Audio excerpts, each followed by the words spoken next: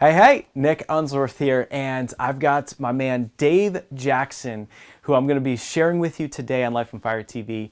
And so what I love about Dave is he's in my top three. He's in the top three for people who I personally know, who I personally hang out with, who I consider a mentor, top three for living their lives on fire to the fullest. And so what I love about Dave is he has incredible values. What you're going to learn about is values. You're going to learn about vision. You're going to learn about purpose. And all of that's going to roll into helping you set and live your life on fire. And so, Dave, I mean, you're talking about a guy who has built an amazing lifestyle for himself. You know, everything from his career, which has blown up his lifestyle, his time freedom, his financial freedom, most importantly, his family. The way he calls his relationship with his wife an epic love affair, and they've been married for I think over 15 years at least. And how cool is that? So, why not aspire to live your relationship or your marriage and have it be an epic love affair? And so he's going to be teaching about how to live your life on fire.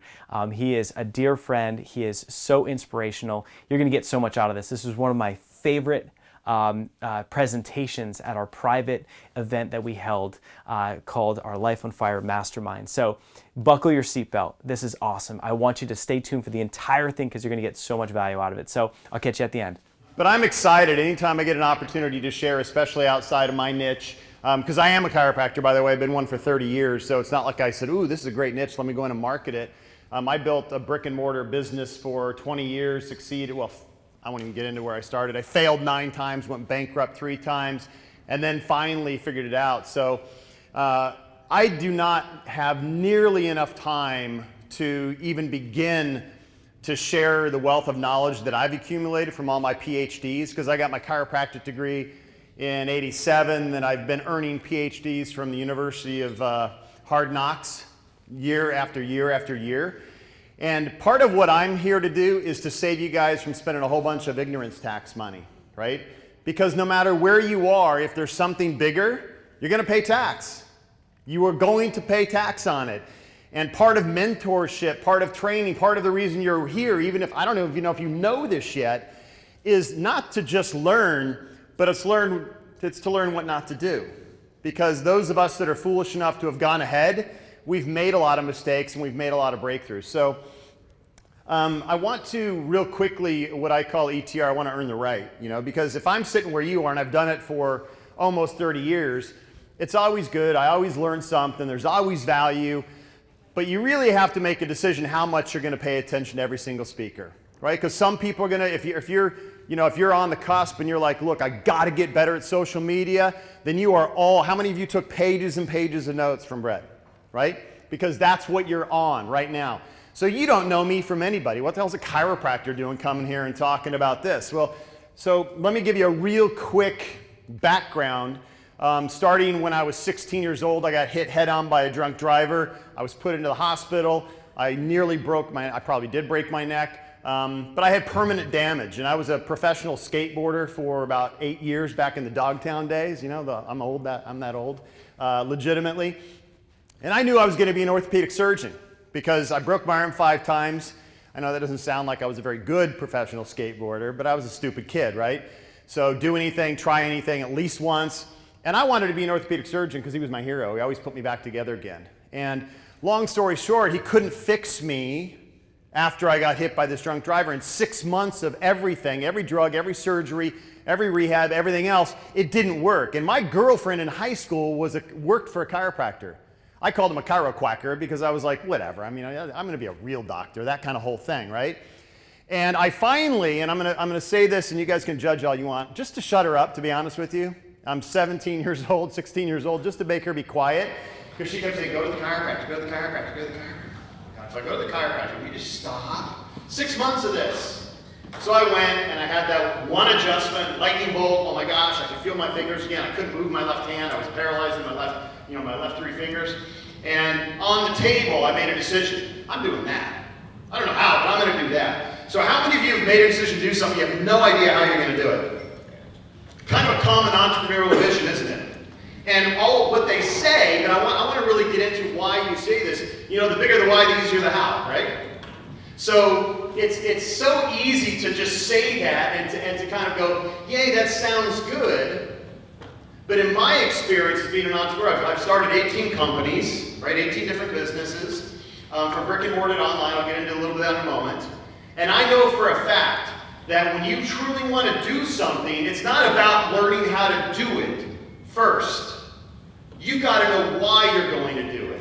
And that why, you have to be so on fire. Your life has to be so on fire to accomplish that thing that you have no idea how to do, that it dispels all fear. That it literally just crushes every fear you've ever had. Because all the fears that get in your way are the things that derail everyone and put them back into a job. Right? All those fears, the things that you think you may not be capable of yet, you're not, or else you'd be doing them now. That's called the journey, by the way.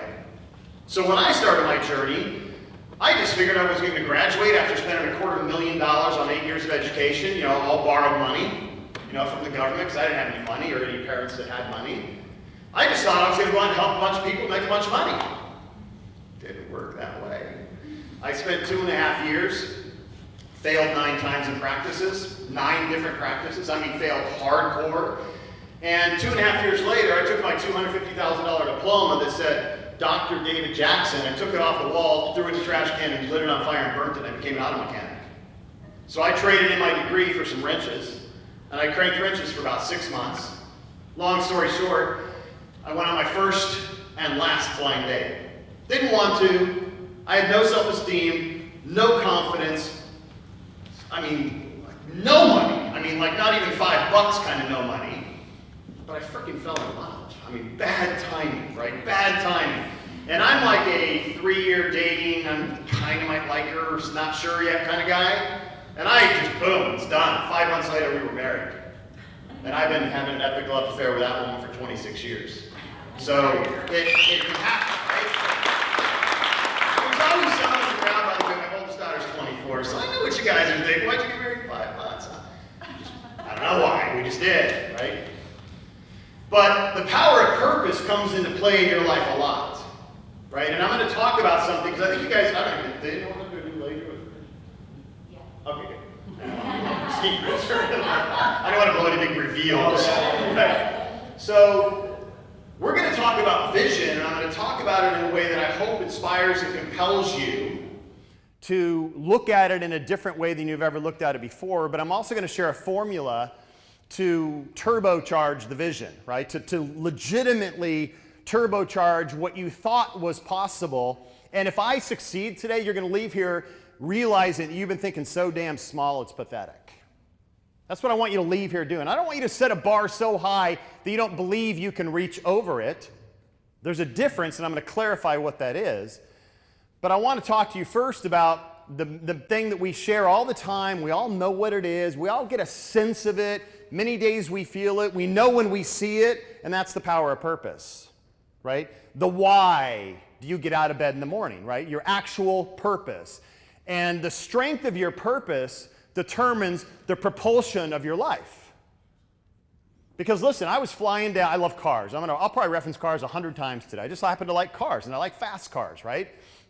So a couple months back, my wife and I drove to Napa. We did a big event, had about 700 people for 5 days.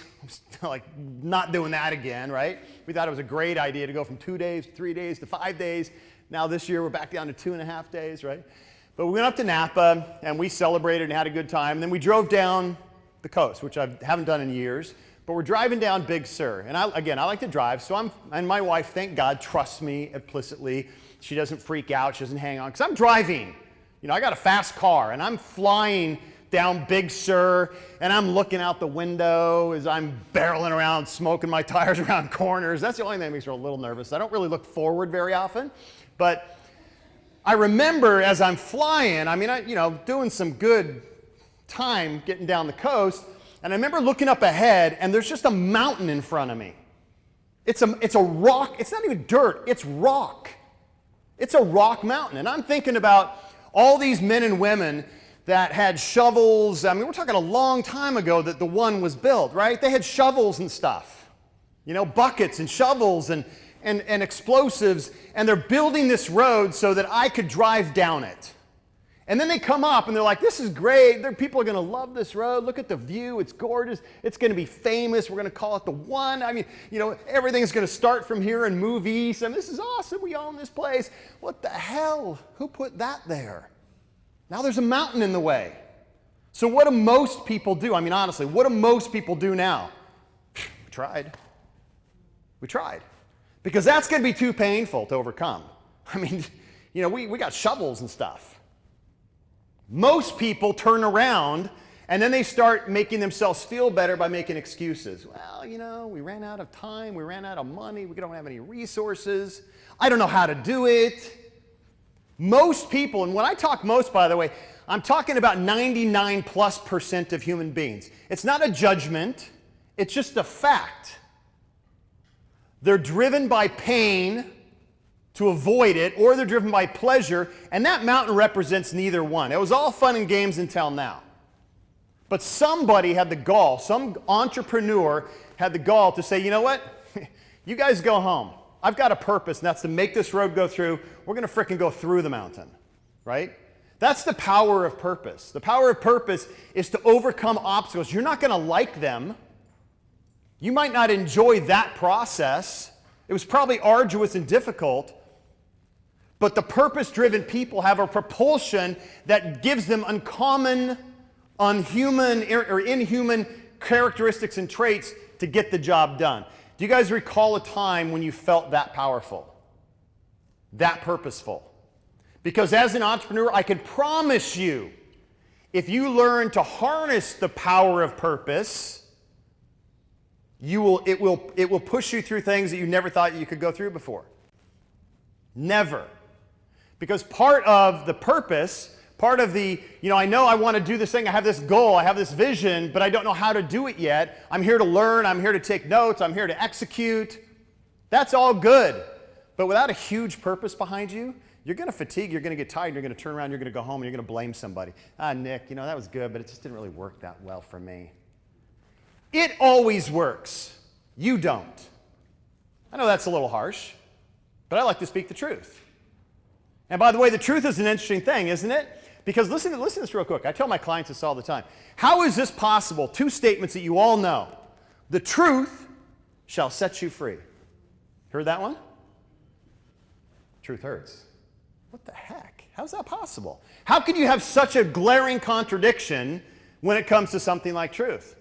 Well, the reality is it depends on where you stand. If you're standing in contradiction, the truth's going to hurt you. If you're standing in integrity, the truth will set you free. So if I say something today that makes you kind of go, oof, I'm glad. I want to leave a mark, right? I want to stir you because the world needs you. It needs whatever your ideas compelled you to be here today. It needs you to not quit on them, not quit on yourself. And by the way, I don't know if you know this yet, it needs a community like this. I've worked 8 years in my profession because it is the most disconnected profession that professes to be all about connection. Right? We're about connecting mind and body, and we are the most disconnected profession in the world. So I decided I was going to do the impossible, and I was going to connect a community of like-minded people, and I was going to be the tribe leader, but they were going to run the show. And every time anyone tries to squeak out and move away, I call them on their crap. Because it's just it's a feeling of not being validated that I don't matter. And the fact of the matter is that person, whoever this person was supposed to be in this chair, you guys lost out because they left. They're not here. See, they've got to be here. You have to be here. Not even for you, but for the greater good of this movement called being an entrepreneur. Because a rising tide, what? Floats all ships. Speaking of which, man, I was on a cruise with there's a chiropractic association that I spoke at yesterday that's in town, right? We did a little booze cruise at night, and I'm looking at this boat because, you go to Florida stuff, you see big yachts. We don't see them that much here in San Diego. And I don't know if you saw it, but there's just this gigantic yacht. And we went up to it, and of course I took a picture and Googled it. The second largest yacht in the world. 19th richest man in the world who started with a $30,000 loan and bought a tractor and started pushing dirt around. And I just, what my thought was? Guess what my thought was when I went by? My vision, I'm playing way too small. My vision is so small. What am I thinking? I got to get off this boat right now. No more booze cruise. I wanted to swim home and get on the vision to get bigger and make a bigger impact. Because that boat, by the way, all that represents to me is the value that man, that business, that family, his spouse, his kids, the value they shared with the world. That's why he got that. He's not lucky. That's not fortunate. That's value exchange. And again, here's the truth. If you don't like what you have in the results column, check the value column. Don't blame. If you don't like what you have, check what you do. And if what you do is not enough, then keep going around the corner and go to the hard spot. And that's check your belief system. Check who you are. Because it's who you are doing what you do that gets you the results. It's not what you do. Do you guys understand that you can all do the same thing, but somebody's going to get different results? What, are they just better than you? In one sense they are. They have a better mindset. They probably have a more firm belief system in themselves and what they're doing. They're probably more connected in a community. They actually know how to engage in a community. They know how to go out and get the resources. They don't go, well, I've just been busy. If I hear another entrepreneur tell me how busy they are, I'm going to punch them in the throat. Because busy means you suck. It does. There'll be times when you're head down, charging ahead, but busy means you suck, because busy means you're messing around in the 80% of your business that doesn't move the needle. Effective means you focus on the 20% that moves the 80. Had a conversation with a client 2 days ago. Oh, I'm so overwhelmed. She just joined one of my coaching programs. I'm so overwhelmed. I said, tell me about it. What's overwhelmed? She goes, I got so many plates spinning in the air. I said, tell me about one of your plates.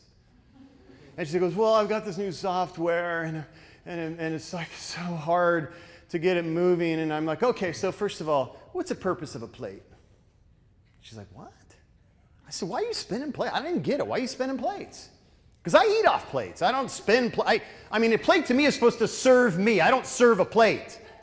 So why are you serving your plate? She's like, oh, I think I'm supposed to get it, but I don't get it. I said, take the plate off the frickin' stick, put it in front of you, and dominate the plate. What is it going to take for you to get that software installed, done, and to throw the stick away and eat the steak? Oh, like 12 hours. I said, do you have 12 hours? She said, I know I'm supposed to say yes, but I feel like I don't. I said, do you have money that you could buy 12 hours? She said, yes. I said, buy 12 hours of someone else's time. Eat your dinner. What else? What other plates you got? Let's go. Right? Because I'm going to take down one plate at a time. Take them down, take them down. The plates don't matter. And why are you focusing on all that other stuff anyway, when our objective is to hit the accelerator and move the needle? Well, let me tell you why. I'll tell you why. When I traveled every weekend, pretty much, for about 3 years, right? I was on platform after stage, after stage, after stage. I was teaching chiropractor sharing. I was logging about 250 to 300,000 miles a year, right? I sold my practice. I was asked to be president of the largest company in chiropractic, and I'm like, I don't want to. I fought it for 3 years because I finally, after 2.5 years of failure and the whole mechanic thing and meeting my wife, I had a new purpose, by the way, right? I had this woman in my life, and I'm like, crap, I can't be a mechanic. You know, no offense if you're a mechanic, I like them, but that's not my thing. So now I'm like, you know, I'm doubling down like I hadn't already, but now I'm really doubling down. It's all or nothing, man. I'm putting it all on the board. I had like $8, but I put it all on the table.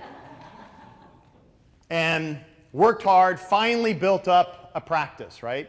So built up a brick and mortar building or brick and mortar business. And I built it, by the way, just so you understand, because I'm going to circle back to this. I know I talk fast. I kind of have energy because I get passionate, which is another P, you know, the purpose and passion. And sometimes, you might want to write this down because this might help you sometimes. Sometimes I get pissionate, which is like pissed off and passionate simultaneously.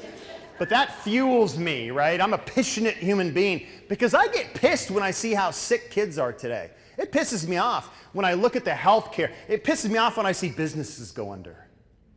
It pisses me off when my clients leave me because they're not leaving me, they're leaving themselves. I don't need them. I could I live on the beach, man. I could literally put a different colored umbrella in a drink every day for the rest of my life and I would be so good. And I'm good at that. I'm going to do that like in epic ways, right? I mean, in a week from now, week and a half from now, my wife and I are going to a private island in Fiji for 2.5 weeks. Private, just two of us, just two. I'm so lucky. And I'm not here to impress you either. I'm just here to impress upon you what the potential and possibility is when you actually align stuff in the right way. So it's going to begin with your purpose. That's where it began with me. So I went from broke 9 times, right, 2.5 years, and in a period of 45 days, I built one of the largest practices in the world. 45 days. How do you do that? Well, that's a different story for a different day, but I can tell you it started with the P word.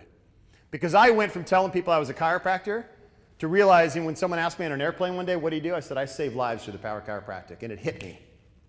Freaking here, I was put on this earth to save people. To say, oh, who do you think you are? I think I'm Dr. David Jackson, I'm a chiropractor, and I save lives through the power of chiropractic. That's who I think I am. And when I bought that, all of it, and I didn't care if you believed it or not, I did. Everything I touched started turning to gold. Literally. Because I was so aligned with my belief system, I didn't know how to do it. Look, I did not learn a single strategy from when I was broke to when I created a 7-figure cash business, brick and mortar. I had no idea how to do it. I just did it. Why? Yeah. Why? Yes. Because of my why. That's why. So we cannot overlook the power of the purpose, the why, the drive that pushes you guys forward. Does that make sense so far? So let's go forward though. I was going to draw, but I'm really bad at it. I probably will just have you guys draw instead. So I want you to take on the left side of your paper, just draw a circle on the far left and label it purpose. And then I want you to draw an arrow to the right as far as you can to the other side and keep the arrow. Don't, it's not a line, it's put an arrowhead on it. And at that arrowhead, I want you to put the word vision. And you can choose anywhere, it doesn't really matter, but in the middle of that, write the word, put a hash line through the middle of your arrow and put the word goals. Because if I could share one strategy, and I could share 1,000, but if I could share one strategy that if you really truly embrace it will move you forward, it's this. That my favorite car right now is, I have a lot, that's hard. I'm a Porsche guy, I love Porsches, but the hybrid, the 918 Spider, which has, I don't know, like 700 fueled horsepower and then another 300 electrical horsepower. One pushes, one pulls. And it breaks the all-time Nuremberg track record because of that. That's how I live my life. I was like, that's cool, they're smart. They caught up to me, right? Push-pull. If my purpose pushes me, what if my vision pulled me simultaneously and they were so aligned that I didn't go left and right? So I didn't go like, oh, I'm trying so hard to achieve my goals and my vision and I'm going to bounce and I'm going to be like every shiny lure. Oh, I need that. And I need to, well, I don't know how to, so how do I, and this is what I find business people doing every single day. Just walking left and right and then making up excuses as to why it didn't work. I used to have patients tell me chiropractic didn't work. And I said, oh, it's like saying a gym doesn't work. It's not real effective if you don't go, if you don't show up. And if you do show up, you ever see those people in the gym that are like just walking around doing nothing? Like, yeah, it didn't really work that well. You could be in this room I don't know how many times you guys meet a year, like 4 times a year. You could sit in this room 4 times a year. You could fill up a page, a book like Ben, full of notes. You could fill the whole thing up and go, yeah, it didn't work. And the person next to you made $6 million this year. What doesn't work? See, it's us that doesn't work. We're the only common denominator in all of our successes and all of our failures. It's us. There are other factors, but we are the common denominator. So when you look toward a vision, what I want you to do, because you're going to do this later today, is I want you to think about vision differently than you have. First and foremost, the majority of people I've ever trained, and myself included, we kind of merge vision and goals together, and they are not the same thing. If you achieve your vision, you're thinking way too small. Never, ever, ever achieve your vision. Because a vision, by its own definition, is always expanding. It's always moving forward. The closer you get, the bigger it gets. right? Because as you approximate it, it gets larger and larger and larger, and it keeps pulling you forward, and it keeps going forward. And why people, when are you going to retire? Retire from what? My life? I mean, this is what I love to do. So the vision is a very different beast than the goals. If purpose is what pushes you and vision is what pulls you, the goals are the steps that you got to take to actually get there. And they might be really close together when you first start. See, here's the problem. People go, well, I bet you they come to Nick. I haven't even asked Nick this, but I bet you some of them come and say, yeah, well, I got this idea, and I want to make $7 billion this year.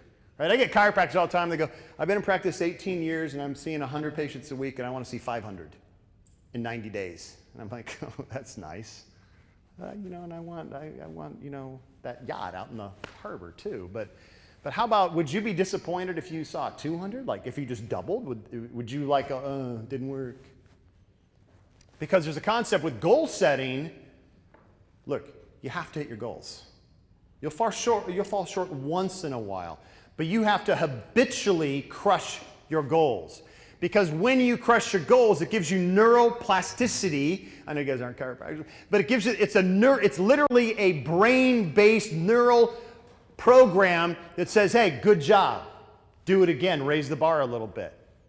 Anyone ever do anything in high school or in any sport, track, I mean, where you got a time or a bar, you're a high jumper, you're a pole vaulter, you're a swimmer, especially individual events, you don't clear the bar for the first time and go, wow, man, 6'2", raise it to 9. You raise it to 6'2 and a quarter. So you can establish patterns, train your body, train your mind. You got this, I got this, I got this. You win. That's what a goal is. A vision is not that. A vision is something that you have to believe in the possibility, but you don't see a way to get there. That's why you got to keep an eye on the vision, but make sure you're stepping on your goals and crushing them every single day. And when you can align those two, when the purpose and the vision align, now we're talking, man. Now we're talking. So let me give you an example of what I mean. Traveling the world, and there's a lot of stories in this, and I'll keep it very brief. But I'm traveling the world. I sell my practice. After I finally figured it all out, I took about a 500% cut in pay because I was driven by a purpose, right? I'm going to go help chiropractors because I can't see any more people myself. Like, I was busy, right? Now, look, I only work 17 hours a week, but I was busy. And I didn't want to exchange the freedom of my life. So I said, well, if I could help more chiropractors, it'll fulfill my purpose to go save more lives. So it made sense. What didn't make sense is I left San Diego, moved to New Jersey. What didn't make sense is I uprooted my 3 daughters and my wife, and I go, hey, it's going to be great. Don't worry about it. What didn't make sense was I just assumed New Jersey was like super cheap, and I had no idea how expensive it was. And I thought California was expensive, but at least you get like a house that was built in this century. Like, I moved there, and I'm going with my realtor the first time, and I already signed. I'm like done. I'm moving. I never even thought to look at real estate. I'm like, what? How bad could it be, Nick? I mean, it was really bad. Like where we were going to live was really bad. Like a 1,200 square foot place. Remember that cars with no garage, maybe a detached garage somewhere else that was falling apart, that looked like it was 1,000 years old, was like $2 million. And I'm like, I promised my wife, my goes, I won't move you down. So you know what I do? Like any good man does, I overcompensate. Like hugely overcompensate.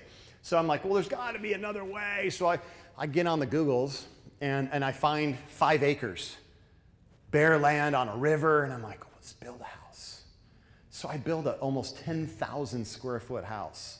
Totally overcompensated. I mean, like our master closet was about this big, it had, because I traveled, so I had a table in the middle of the closet that could literally fit about 12 open suitcases, right? Just so one, because I could, but 2, because I knew I had made a decision that had compromised some things. I hadn't clarified them yet, but I'm like, oof. So I overcompensated, right? So I'm on the road every weekend doing all this stuff. I wake up in a hotel room about 2.5 years later, and I opened my laptop like I always do, and I looked at it, and I was just seeing where I was going next, because I have no idea. I mean, when you get in a hotel and the door opens and it closes and you look at it and you go, there's 27 floors, you're like, I have no idea. I don't remember, because I was just in one yesterday. I don't remember. I had that moment. I'm like, opened my laptop the next morning, looked, called my wife. She said, hey, I'm on the way home. See you soon. But I'm going to stop by Patrick's office on the way home. She said, oh, what's up? And I said, we're moving back. I'm resigning today. She's like, what, do you want to talk about it? No, I don't want to talk about it. What, what are we going to do? No idea. But I'm done. Because in a moment, I realized that my vision was incomplete because I hadn't aligned it with my values. So my purpose and vision were going kind of in different directions. In fact, it was a divergent process instead of a convergent process. So you got to be very careful when you create a vision. And what you have to do when you create a vision is you have to create it along your set of values. Now, if we went around the room right now and said, hey, let's share, what are your top 3 values? What do you think we'd hear? You guys just yell them out. Integrity, yes. Freedom. What else? Adventure. Family. Faith. Impact, right? It's really, the top 3 to 5 are really pretty easy because they're pretty common too, like honesty, family, God, faith. I mean, all these things are all good. But after about 5, it gets a little bit more difficult. And now it starts kind of making you an individual, Like promptness is one of my values. Because I don't like when people are late because they don't respect my time. Right? So I always try to be early. Always. It's a little thing. Innovation is a huge value of mine. I get so much out of innovating. And I love innovation. I love aesthetics. Freedom is my number 2 value. Self-responsibility is my number 1 value. And it's interesting, family is my number 3 value. But my family comes first. How's that possible? Because if I'm not self-responsible and I don't practice in my role of freedom, I can't have the family that I know I'm capable of having. It's the same reason I get slung arrows every day I say this, but it's the same reason that when I tell people, I have a 24-year-old, a 21-year-old almost in a week, and a 19-year-old. And when I say, my wife comes before my girls, people are like, what? And here's the funniest part. They do this. Oh my gosh. Okay, wait. So if you were in a boat and all 5 of you were there and there were only like 4 life jackets, are you telling me which girl what are you going to... And I'm like, first of all, not going to be in a boat with 5 people and 4 life jackets. Because I'm not stupid. Second of all, I was born in the ocean and I will save their asses and anyone else that needs to be there because I was a lifeguard. I was a swimmer for 25 years. I can handle that. And third of all, that's just a stupid question because you're not even thinking about the intent of what I'm saying. What I'm saying is the best thing I could do for the people I love most in the world, which are my girls, is to love their mother. That's the best thing I could do. To make her the most kick-ass rock star human being in the world. Not mom. I need to help her be the best she could be, which means she's going to be the best mom in the world, which means we're all really happy. And you know what that looks like today? God, you're so lucky. I'm lucky. But it's not luck. We're successful by choice, not by chance. Right? My tagline in my business of chiropractic was healthy by choice, not by chance. And I have 1,000 of them now, but one of them is successful by choice, not by chance. It's not chance, it's choice. So you have a choice to make. When you start thinking about your vision, you could say, well, vision and goals, by the way, you could start setting them and you can kind of have this nebulous idea. If I went around the room right now and said, all right, here's what I want you. In fact, do this real quick.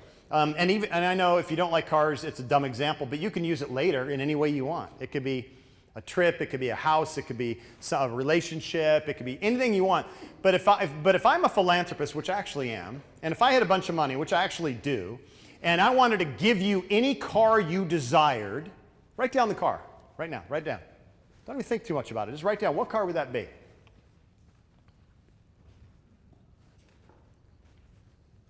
So there's no right or wrong here, but it's just an example. How many of you wrote down a car that you think the sticker price is under $100,000? Raise your hand. Why the hell did you do that? Why? I'll tell you why. And it's not a judgment. Even if you don't like cars, you have a limited vision.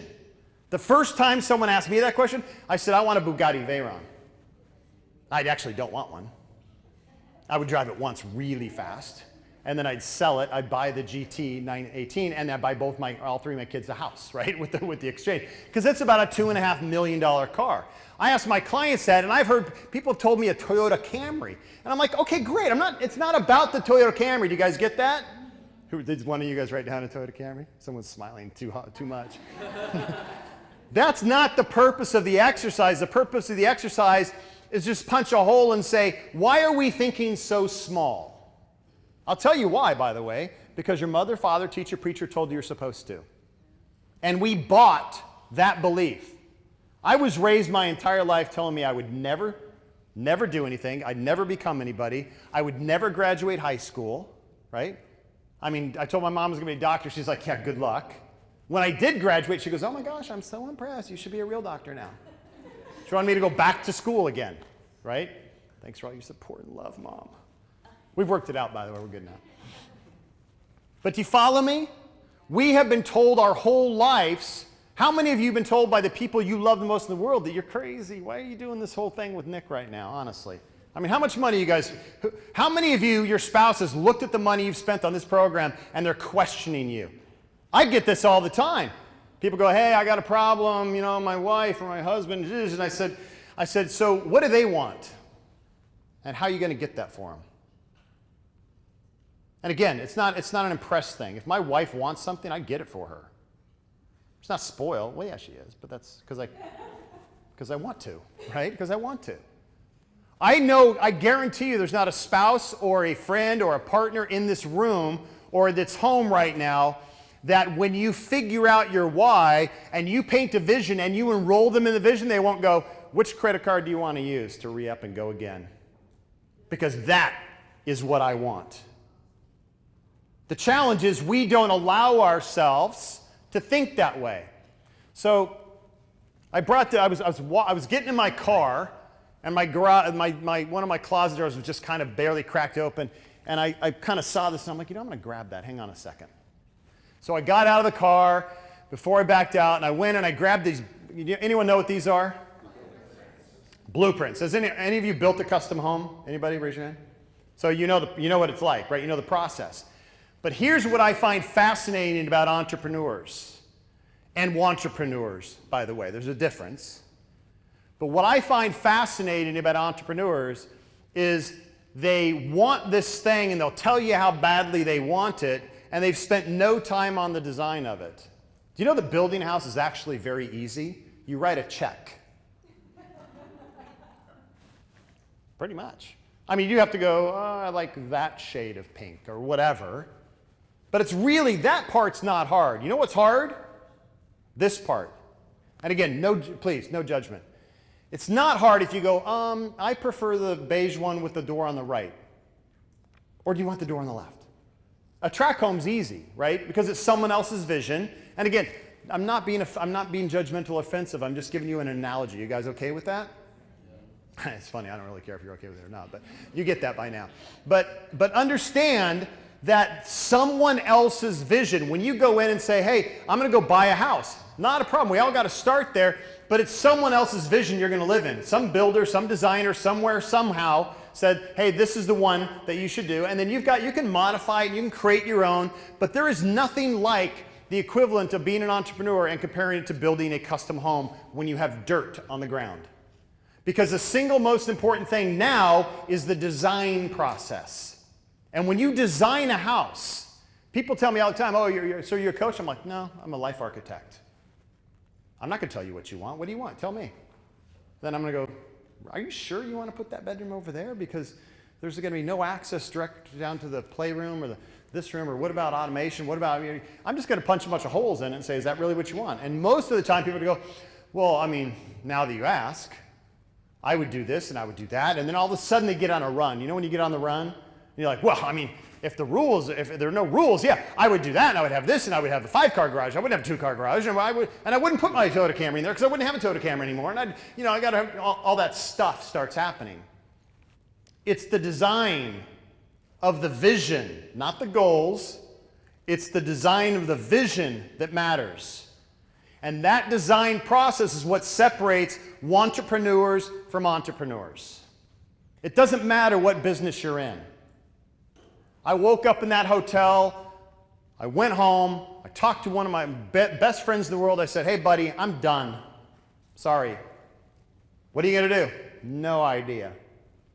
I went home, I invested pretty much everything I had at the time, which was a substantial amount in a big company, and you know what happened? It didn't work. Didn't work. And didn't work meaning like, oh, I'm so lucky. Here's what I mean by didn't work. And I don't share this story that much. In fact, I think I've shared it twice, and I'll share it quickly. Didn't work, and fast forward, they took my home from me and my kids. I went out to go to the grocery store, and I was like, babe, where'd you park the car? And she's like, right in front. I'm like, it's not here. Oh, it must have gotten stolen. Oh shit, they repossessed it. I lost everything. And I legitimately had a moment in the fetal position after 3 days of crying and feeling sorry for myself, after everything I had been through and all the failure, then big success. I looked and found out that I owned $7. $7. Oh, he's a privileged life. $7. Here's what I did. You might want to write this down in your mind. Here's what I did. I said, all right, instead of worrying and whining and crying about what you don't have, what do you have? I said, I got a wife who loves me. I got 3 kids that during the worst part of this moment, I took them all together and I said, listen, kids, they went from having their own bedrooms with their own bathrooms and a suite in this big-ass multi-million-dollar house with all the cars. They knew what was up. They were young, right? They're probably 7 and 12, and, you know, it was only 7.5 years ago this happened, by the way, right? So I took them together instead of hiding and pretending everything was okay, and I said, look, I play big and I win big. I play big and I lose big. We just lost. But let me show you how we're going to get gain. And I said, I want you to watch these little girls. I said, I want you to watch what happens to a man, a wife, and their kids, to a family when you love each other appropriately, because this moment will reproduce itself in your life at some time, in some form, in some way. And most people will end up diverging and splitting up. And I'm putting it on record right now. Watch how close this family gets. Boom. So did I just put a lever in the ground that I am no way I'm walking away from that? I mean, I don't care if you're a man or woman, I am manning up to that one. So through a process of saying, okay, I've already cried about what I don't have anymore. What do I have? I have my family and I had a couple of friends, and I had all this knowledge. What am I going to do? I don't know how to do it. I literally, at this point, kind of knew how to send and receive an email.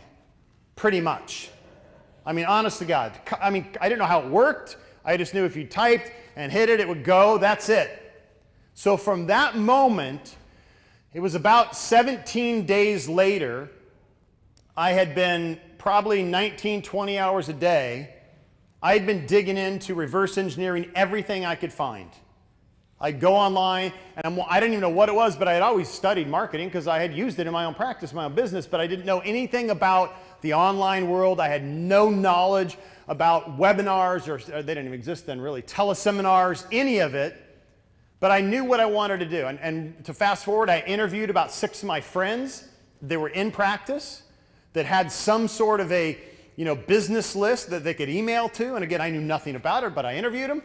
I reverse engineered how to post them on a page. I learned my basic HTML. See, the how became like, I don't know how to do it. I do now because my purpose commanded that I did. And all I can tell you is that when I opened my first shopping cart without knowledge of how, I called it Practice Pros, interviewing the greats. And I talked to 6 chiropractors about how they were building their practices. And I gave them, here's the kick, I gave them away for free. You could have access to every one of these recordings live. I'm going to play them on Thursday, and I purposely said at 10 o'clock in the morning, because you know what every chiropractor is doing at 10 o'clock in the morning? They're working on patients. I knew they couldn't listen to it live. Is that devious or is that smart, right? So I said, hey, they're free, but if you want to buy them, they're $197. And how did I price it? No flipping idea. I just and honest to God, I was hoping I could buy groceries and pay for the $97 shopping cart that I borrowed money on, because literally I had no money. And when I launched it the next day in 24 hours, I opened up my shopping cart, I had $128,000 in it in one day. And I was like, okay, game on, game on. In 90 days, I launched the first online training program in my profession. They'd never seen it before. I'd never seen it before. I didn't know how to do it, but I just did it. I just figured out. I watched people like Mike Canings, and it was when Frank Kern was just training dogs and crap, and I just like, well, God, if that dude from Macon, Georgia, who pretends to be a surfer could do it, I am a freaking surfer. I could do that crap. And you know what I did? I got a surfboard. I went down to the beach, and I had Isaac follow me with a camera, and I said, this is the second coolest gift I ever got. And what are you thinking now if I'm waxing a brand new surfboard, and I say it's the second coolest thing I ever got? Oh, it's the first thing, right? So I told him what it was, and in 90 days, folks, in 90 days, I had $1 million business. Lucky, right? Wow. It was purpose and vision. I still don't know how to do it. So I've run that same company, and I've expanded it for 8.5 years almost, or 8 years now. It's grown incrementally every single year, but here's why it works. Because when I designed it, I said, I will never, ever, I don't care how big the frickin' check is, I will never violate my values again consciously, ever. I'm going to slip, but I'm not going to do it. So here comes another car metaphor. What is a value? To me, in my world, a value are the guardrails along the highway that I'm flying ass down. They're the guardrails. Because guess what I'm going to do? By nature, I'm going to break traction. I'm going to hit them. So if I don't have a guardrail there, if freedom is not clear in my book and it's not in the back of the book, it's got to be in the front page on the title cover. My values can't be buried. They can't be like so far down like, well, yeah, of course I value my family. Yeah, I always value my family. And guess what I did? I got on an airplane for 3 years in a row and left them. It doesn't mean you don't have to go out of balance at times, because balance is bullshit, by the way. Excuse my French. Balance is it's not a moment-by-moment thing. I'm 100% out of balance with my family right now, right? Except, well, I was going to say except I'm making money, but I'm not. Well, I am, because I have an online business, but you get what I mean. But I'm going to go back today, and I'm just going to go hang out in the pool with my wife. So it's not about that, but it's about identifying the values. So as you build your vision, you have to build your vision based upon your values. And if you don't know what your values are yet, then you've got to do that exercise. Because if Nick asks you to say, hey, let's build a vision board. Let's say, what are we going to do? And then let's just say 12 months from now. Now remember, we're not talking about goals. The vision will determine the goals. It'll determine the pathway. And remember, it's a game, because as you get closer to the vision, it's going to keep moving away from you. Think of the sun setting, and you're in the fastest boat in the world and you're trying to catch it. You won't catch it, right? It's going to keep moving, which is such a cool design, isn't it? That it just always pulls us forward, just always moves us forward, but we're accomplishing because we're hitting goals. So we're getting the feedback, we're getting the money, we're getting the notoriety, we're fulfilling our own legacy, our own destiny. But what we've got to do is we've got to make sure we align our values with that. So freedom being my number 2 value, I put those guardrails down the road, man, and I'll push it as hard as the next guy. But man, I'm not going to go over. I might have to take it to the shop. I might need to get new paint. I might need new fenders. I might get hurt. But I'm not going to die anymore. Do you follow me? Big difference. Most people spend more time planning a family vacation to Disney World for 3 days than they do their entire life. Most people, metaphorically, again, no offense, I've lived in many, most people will live their life in a track home. Someone else's design, someone else's vision. And what's interesting, this blueprint, there's actually 2 parts to it. because this is a house, Nick's been there, we're almost done with a 3-year remodel, was someone else's vision, right? It was built 35 years ago. And when I saw it, because you look totally happy with where I am, totally happy, never content. Totally fulfilled, never content. I'm always looking. So we're in a beautiful house in Del Mar, 180-degree ocean view, beautiful, beautiful, beautiful. I see this thing on Redfin, and I'm like, I'm gonna go check it out. I'm not gonna tell my wife. I go up there, drive up, driveway looks abandoned, like there's definitely no one living here. So I start poking in the windows, and I'm like, crap, cannot call my wife. I know what's gonna happen. So I called my wife, and called the realtor, and I said, hey, we'd like to see this house. And she goes, which house? And she said, you don't want to see that house. I'm like, is something wrong with it? Is it like haunted? People dying there? Or what's wrong with the house? She goes, oh, the owner's just kind of an idiot. He won't sell it.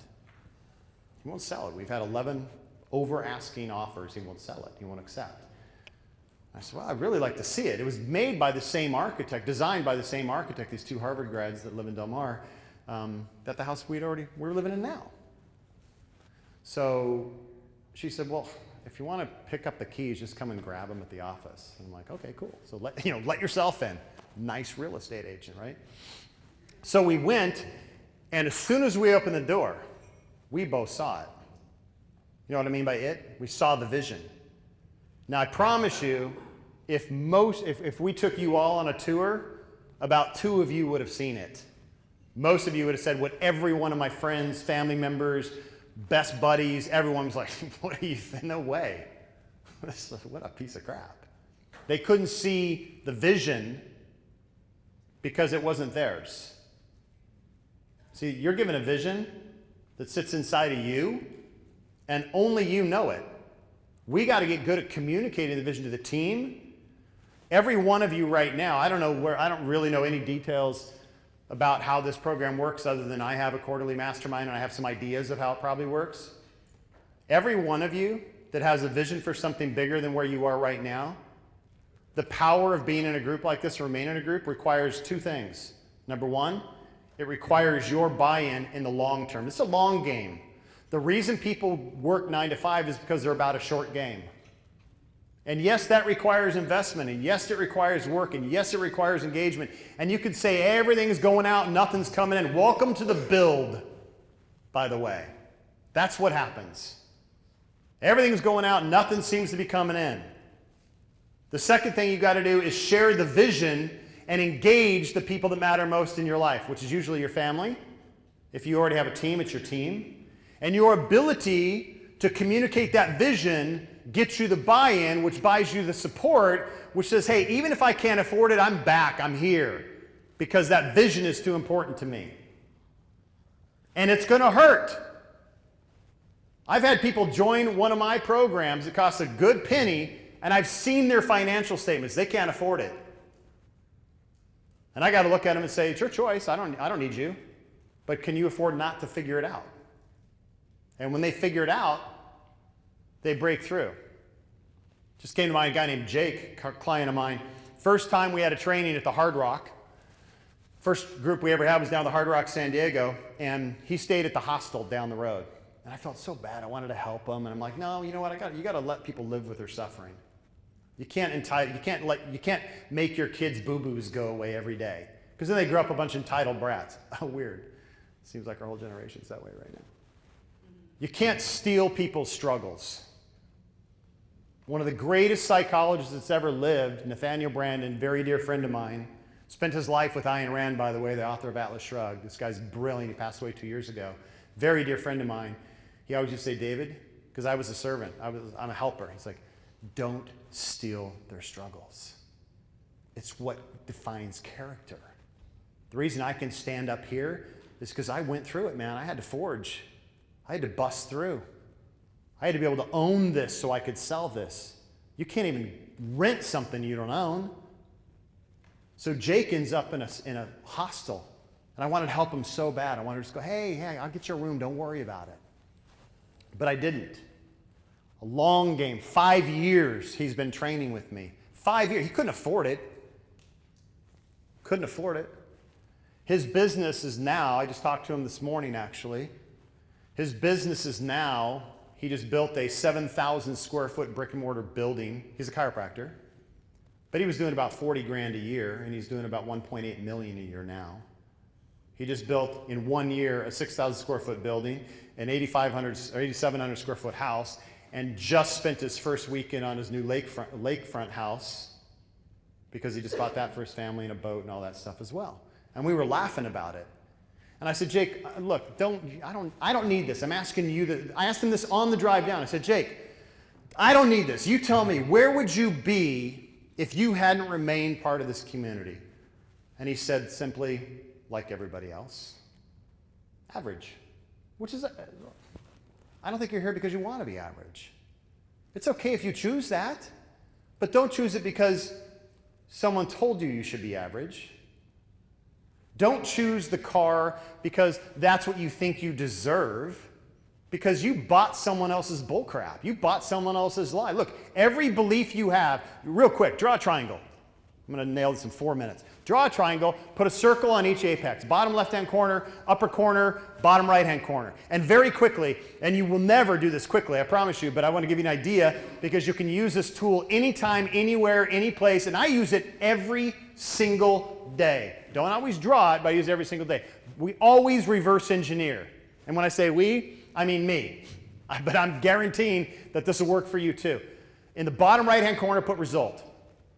And if you were going to say that today we're going to draw two triangles, we're going to separate them on two edges of the paper, you can just draw one for now. But as a result, look at this and honestly just say, what is the result of my life right now? What do I have? What do I don't have? I mean, it's not a judgment. It's not a pity party. It's just it's a stake in the ground. Bam! I have 150 grand in debt. I'm in an apartment. I'm driving a piece of crap. Or I'm in the house I've always dreamed about. I'm in a perfect life, but I'm a little stressed out. Right? I got too much of this, not enough of that. Whatever the result is, you don't have to get all detailed. Just the big rocks, put them into the circle. A result. You guys ever study the law of cause and effect? Right? As a chiropractor, I'm really into that, but it's just a law of physics, right? So now we go, okay, so that's what you got. No judgment. What did you do to get that? Because you realize you did or did not do something. The law of omission and commission here. Everything you have is because you did or did not do something in your life. People are obese because they did something or did not do something. It's not a blame, it's not a judgment, it just is what it is. People are wealthy because they did or did not do something. People are broke because they did or did. Do you guys get the action part? So I write behavior. You can write action or do or whatever in that upper circle, but I like behavior because what most people do is try to get their clients to behave a certain way, and they spend their whole life Nick's trying to get you guys to behave differently, act like real, be on fire, be passionate, be motivated. I'm trying to inspire you to behave differently, but you know what I'm really trying to do? You know what I really want to do? Is I want you to think about all the things you've done in the past or not done consciously, and you got to even go into the unconscious and say, well, where did that come? The result came from somewhere. We live in a world of cause and effect. I got to go find out where it came from, and that's where 99.9% of people stop. I just got to do something different. I got to do more. I got to work more. I got to do this. I got to do that. I got to do. They got a to-do list. You know what I got? Guess what I have? I have a to-be list. Because the bottom left-hand corner is your belief. Capitalize B, capitalize E, please. It's who you be. I got a who I be list. I got a to-be list. Because I know for a 100% fact that every behavior you have comes from a belief inside of you. The good, the bad, and the ugly. You believe money is the root of all evil, you will be broke. I believe money expands who you are. So if you're an asshole with a lot of money, you're going to be a big asshole. And if you're a real loving, giving person like Mike Cannings and you get a lot of money like he has, you still might be I'm kidding.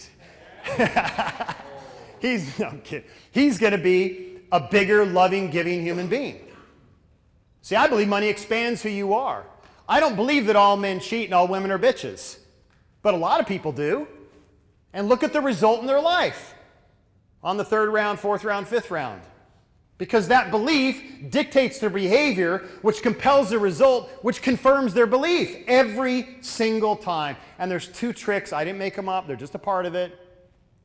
whether they're true or not, or where you've ever consciously identified them or not. That's where the work comes in. You don't like what you have? What do you do or not do? What do you believe? Draw another triangle. What do you want? Today you're going to do that, I think. I don't know triangles, but you're going to say, here's what I want. So now you got a gap. Now you got two results. You got what I have and what I want. You got what you do and what you're going to have to do. Right? I'm not only have to stay in this group, I'm going to have to engage at a higher level. I'm going to have to quit blaming all my mothers, fathers, teachers, preachers for telling me I could. I'm going to have to take self-responsibility for my own success. I'm going to have to go out of my comfort zone. 25 years ago, you couldn't pay me $1 million to speak in front of people, right? But you break through your comfort zone. It's not about my fears today. It's about yours. Nick invited me to share. I'm sharing. I don't care if you like me or not. As long as your fears are overcome to some degree, as long as you get direction. So we've got to understand that we've got a new result we want. That means we've got to do something else. And most entrepreneurs are just going to start doing something different, which is great. Good start. But if you don't become someone different, if you don't get at the cause of the behavior themselves, if you don't get at that, then it will be temporary fuel at most. And that's when you're going to go, boosh. And the reason I go like this is because I have a to-be list, which, by the way, dictates what? My to-do list. It happens automatically. Does that make sense to you guys? Yes. I know I just kind of fire hosed a lot of different things and I bounce all over the place because there's so much to becoming an entrepreneur and thinking differently. The biggest difference between a 9-to-5 and an entrepreneur is we think differently. It's not that we take bigger risks. That's all bullcrap. We just see the world differently. We see a problem and we look right at the opportunity. So if you've identified a problem in your world and you think you have a solution to it, let me end with this. It is your absolute God-given responsibility to see that thing through. It's not an option anymore because this isn't about you. It's about the people it's going to impact. It's your responsibility. And with responsibility, look, Voltaire said the deepest, darkest places in hell are reserved for those who know and do not tell. It's your literal responsibility to make sure this idea sees the light of the world and that the world sees your idea. It's a big thing. It's a heavy burden. But on the other side of that, when you design it according to your values, is the most unbelievable badass life. I call it an epic life because that's my company, is Epic. That's what you get. And for Jake, it started 5 years ago.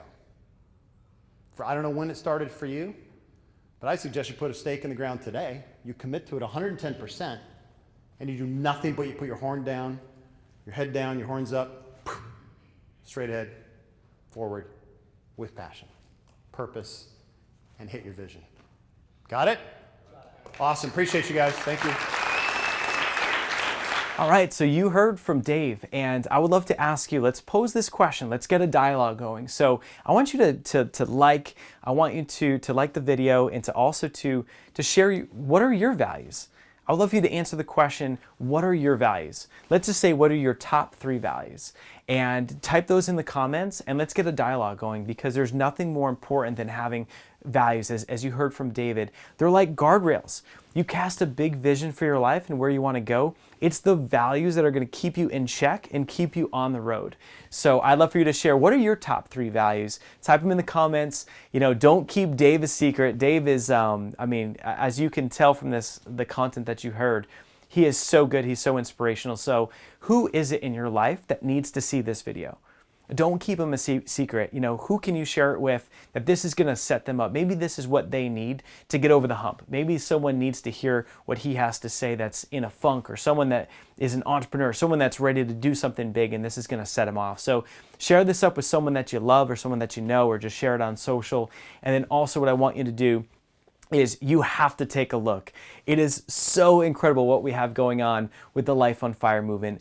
And if you've ever wanted to just be a part of something that's literally changing the world, and it's so incredible what we have going on. As you can tell, I'm like busting at the seams, but you've got to check out lifeonfiremovement.com and just join us. Just go to the site, see what we have, what we're up to, what we're doing. We're just changing so many people's lives, and we want to do it with you. So check out lifeonfiremovement.com, and I hope to see you soon.